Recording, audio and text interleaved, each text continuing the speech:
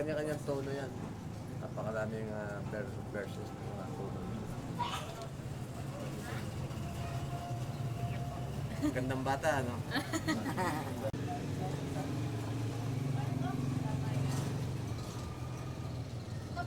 Yan na po kayo mamumulong niyan.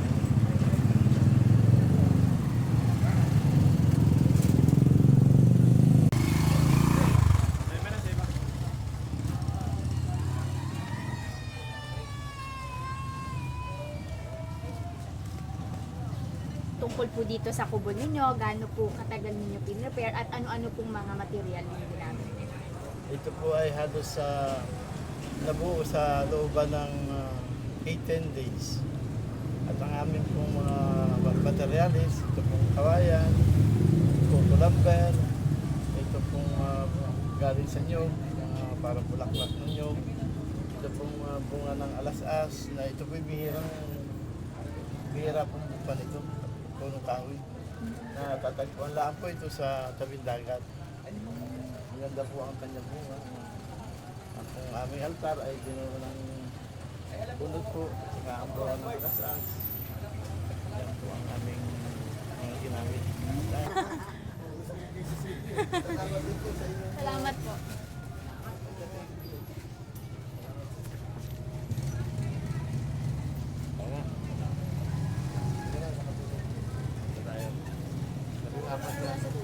Oh, sige.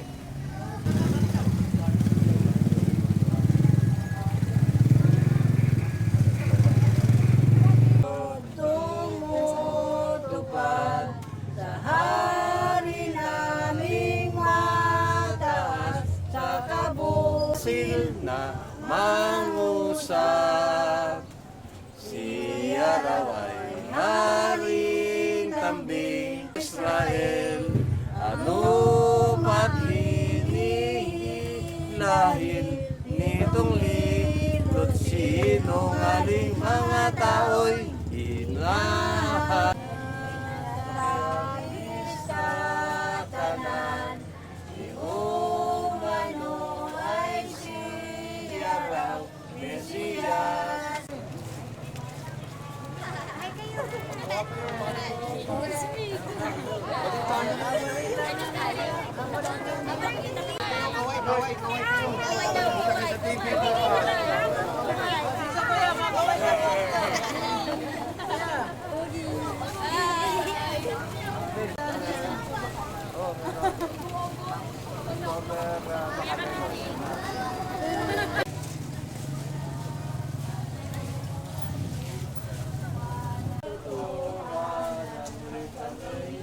Magbibintang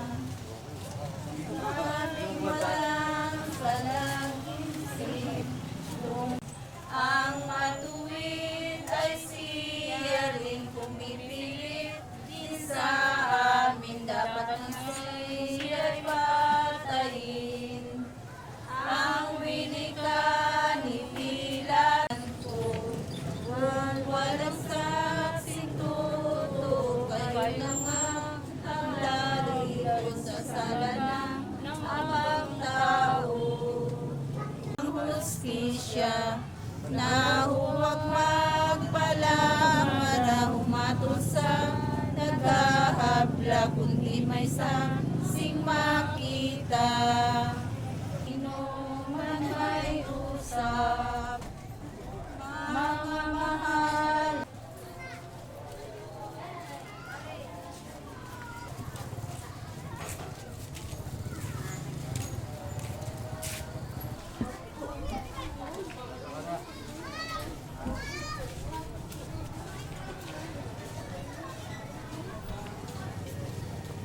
Siyang ika, bubuhay nga ng taong kanyang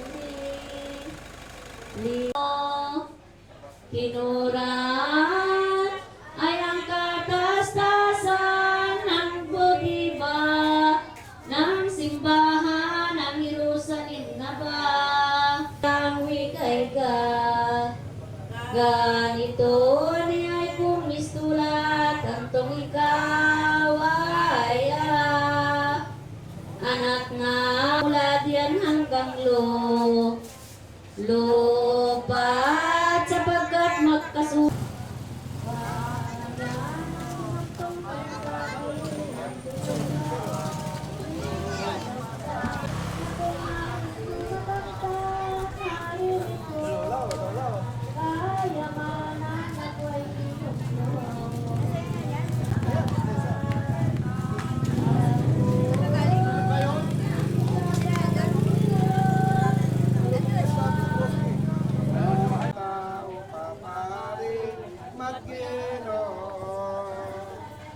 Yaw maginasingirong, lipas ang talita sa akin.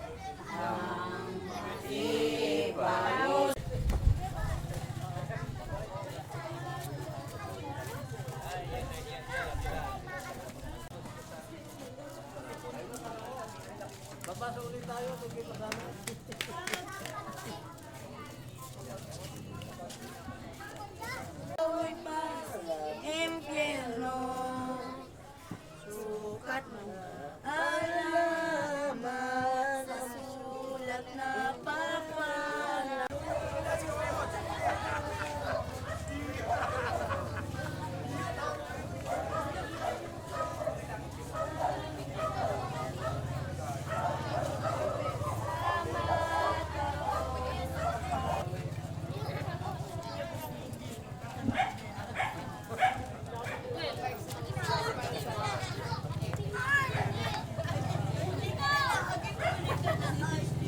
Victor Manalo. Kayo po ay kapitan ng barangay Yes. Castillo? Yes. So, share niyo lang po yung tungkol dito sa kubol ninyo, kung paano niyo po siya ginawa at kung ano-ano po materialis po yung ginamit. Actually, dati, tuwing magsisimana Santa, nag-prepare kami ng mga materials galing sa mga salinang, mga produkto na dito lang matatagpuan. Ngayon, nung nakaraang taon, ang ginawa namin, itinabi ko lahat pinatabi ko yung mga materialis na ginamit namin para kami naman ay makaminos dahil gastos din ito. Ngayon, ini-recycle namin ngayon.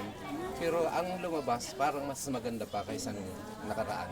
Kamusta naman po yung experience yung nakarang po na nanalo? Okay, hindi kami nanalo. Masaya, basta ang importante sa amin, wala kaming hinihintay na kung ano mang kapalit o bagay na dapat naming makuha. Basta ang importante sa aming kabarangay, sa amin, ay yung mag-celebrate kami ng Semana Santa.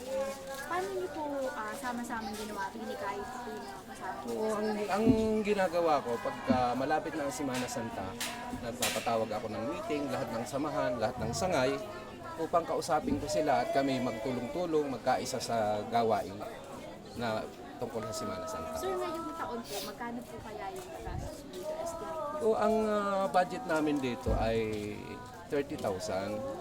So, yun lang ang pinilit naming pagkasyahin.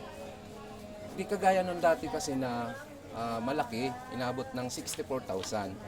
So, malaki yon, pero ibig sabihin, kung sa paligsahan, hindi kami nanalo kasi overqualified, kumbaga masyadong maganda at saka ay malaki. Pero sa ngayon, medyo inisip namin na mas maliit na lang para yung mga kapwa namin nagkukubol ay pare-parehas lang kami, na hindi sabihin na yung pwesto namin ay malaki kaya malaki ang nagagawa namin. So, ginawa lang namin na kami pumarehas sa kanila. Ang nangyari naman sa ngayon, medyo mas gumanda kahit maliit siya. Maraming